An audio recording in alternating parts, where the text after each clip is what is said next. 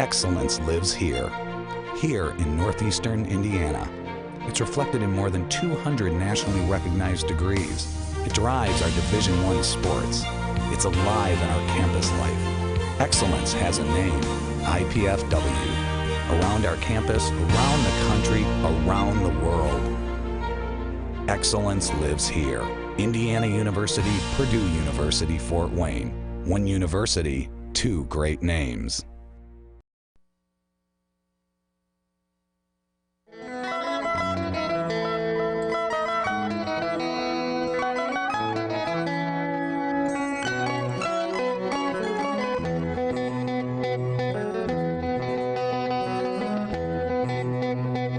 This is Arts Weekly.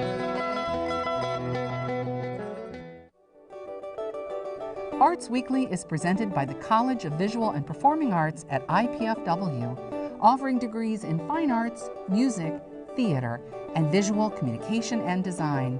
IPFW, the energy of the arts. Welcome to this edition of Arts Weekly. Thank you for tuning in. I'm Melinda Haines with the IPFW College of Visual and Performing Arts. Later on today's show, we'll talk with Sue Davis from the Orchard Gallery. But first, Brianna Gamble and Sam Savage from the IPFW Opera Ensemble are here to give us details about their upcoming production of the Magic Flute. Brianna and Sam, thank you for being here. Thank you for having us. Well, I want to start off by asking, why did you choose to perform the Magic Flute? I think a lot of people have heard of it, but what makes it something that you want to pick for this season? Well, I think, fortunately, I mean, we don't have a huge department, but I basically choose the productions based upon the talent at hand. I don't generally say, I want to do this, and I try to plug everybody in, or then I'm having to go search for somebody who's not there. But we really had an amazing number of students. I mean, we have 52 in the voice area and probably 12, vocal performance majors, but we're able to do the Magic Flute, which has some incredibly demanding roles, like the Queen of the Night, Tamino, the tenor, which has the notoriously difficult aria Dies Bildnis, and then Pamina, one of our Paminas, who's she's also the production designer. So I was able to cast it, and it's such a staple in the repertoire. It's nice that sometimes, when you're doing college productions, particularly in a smaller school, you have to, you do one acts and you do things that are in English, and I had the forces at hand to make this big step. So. Well, and that's great to have so much talent there that you say, you know what, we can do this really big production this time. That's great for all the students. Now, are all the roles played by students? With the exception of one, the Sprecher, and he's a faculty member. That is, so how many students are in the whole production? Gosh, I don't know, 15? I think we're closer to 20. Yeah, well, that's a pretty big cast. That's great. So, this is a big undertaking. What makes this such a big undertaking for the IPFW Opera Ensemble? What makes it a big undertaking is several elements. First off, they are performing that in a foreign language, and it's two big acts, and it requires a lot of the singers have to be very skilled vocally. I mean, these are not beginning parts. This is one of the most performed operas in the world. It's usually in the top 3, along with La Traviata and La Bohème. I mean, then it's Die Zauberflöte, and in Germany, where they have so many opera houses, it's such a great work for any of our young singers to have under their belt if they're going to go pursue an international career, because it's just one that's done all the time. A standard. It's a standard. It's a standard. So so you've got the length of it, just being one of the challenges. Yeah, and we have it's kind of a class, so we have more restricted rehearsal times than others. We really meet only twice a week. Okay, and so you're pushing a lot into those class times. So what is the storyline of the Magic Flute? I mean, we're talking about it being a standard in the repertoire, and it's but what is the story for people who may not have ever seen it? Well, it's a fantasy of some sorts. It also has a lot of Masonic themes. Okay. Mozart was a Freemason, and this sort of philosophy was of particular interest to him and was really infused into the themes of, you know, brotherhood and love and and steadfastness and all that kind of stuff. So there's a series of trials that the lead protagonist, Tamino, has to go through to secure Pamina, somebody who he just sees the locket and immediately falls in love with. You know, that part's very operatic. Yeah. But and Pamina is the daughter of the Queen of the Night, who's a little on the crazy side, perhaps. Yes, something like that. Brianna, you are Pamina. Yes. Yeah, so this role, so tell me a little bit about, Sam had just started, but tell me about what this role is. Sure. Pamina, like he said, is the daughter of the Queen of the Night. She's been taken from her mother and is not so sure about that by Zarastro, who you kind of aren't sure when you begin if he's good or evil. So she's far away from her family, kind of not sure what's going on, and here comes this handsome prince to rescue her, and she's elated by that.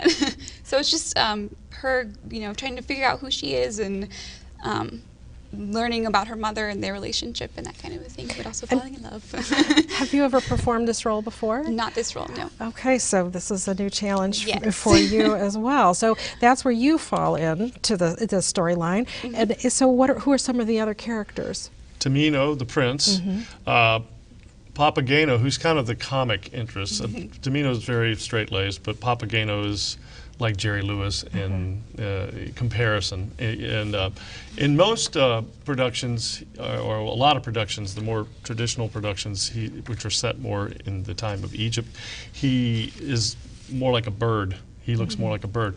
You know, Brianna updated this production a little bit and set it more into the contemporary time of Mozart, right? 1756 to 1791. And this was actually Mozart's last opera in 1791. And it's interesting in the fact that it's a Singspiel, which is, at that time, they didn't really know how to set German into recitative. Okay. They figured that out later. But with the Italian operas he wrote, they had recitatives. But this, they still had to have spoken dialogue. And the spoken dialogues will be in English. Okay. So the singing is going to be in German. Okay. But the dialogues, which will let people kind of know what's going on, All right. will be in English. So they won't be as lost. We don't have subtitles, so. Yeah, so that's a little bit of a challenge, but you'll be able to hear the singing in German, but having that English kind of in between to carry the story. Right. Now, Brianna, you are not only starring in this, but you are the production designer. You know, tell me about this role for you. Sure. As the production designer, I just kind of oversee the production itself as far as how it looks. So I'm very involved. I'm also the costume designer, so very involved in the costuming, but that's also the set, how everything kind of goes together, and also a lot of the props too. So I just kind of oversee the overall look of the production. Right. The photos that I was looking at earlier of the costumes, the costuming is just so rich, and the colors and the fabrics are they're amazing to look at. You can just reach out and touch them through the photos. So that's got to be a deep job to figure all of that out. It's been quite an undertaking.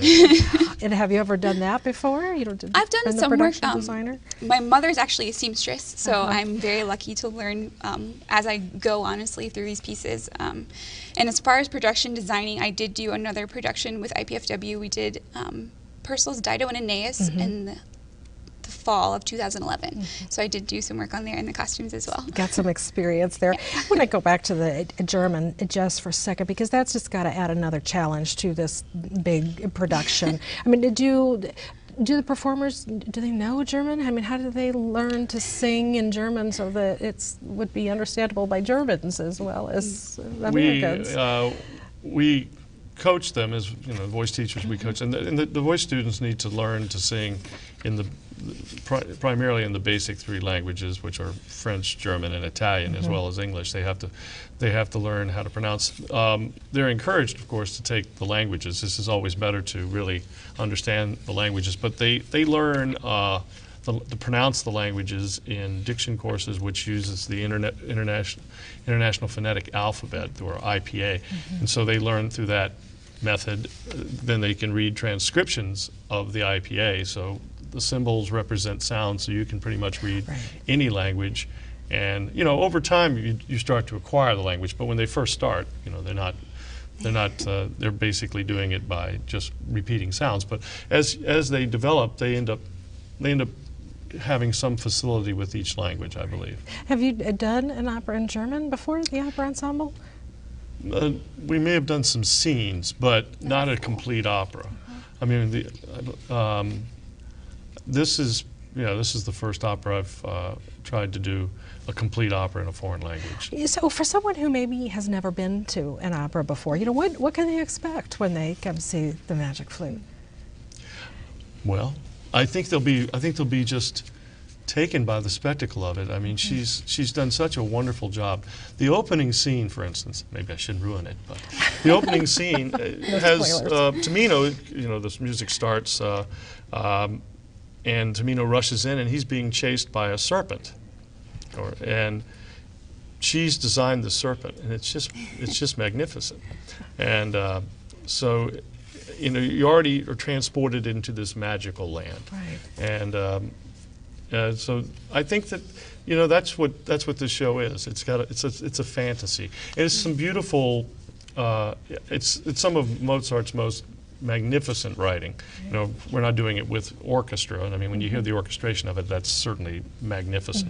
But so we're doing it with just piano accompaniment, and Elena Bardi is our assistant musical director, and also Professor Mark Stahovsky helped this time also with some of the musical preparation.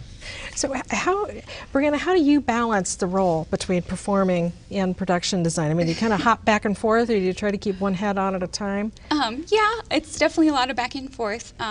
Usually during rehearsals, there'll be a time where I'm doing fittings or having people try things on, working on props, and then we'll kind of spend time back and forth in the recital hall actually rehearsing, and then back in the costume shop. So it's definitely a challenge to get both of them all taken care of. You are definitely busy. Now, when and where is the Magic Flute? Let's talk those particulars. Where is it being performed? It's going to be performed at in the Reinhardt Recital Hall. Okay. And it'll be April 6th and 7th. April 6th at 7:30 in the evening, and then the Sunday matinee at 2:30. Okay. And I think we've got a number up on our screen, but 481-6555 for tickets. Thank you so much for being here today. Thank you. While we get ready for our next segment, please take a minute to view our performance calendar of what's coming up in our area. You also can follow us on Facebook, Twitter, and YouTube. We'll be right back with Sue Davis of the Orchard Gallery.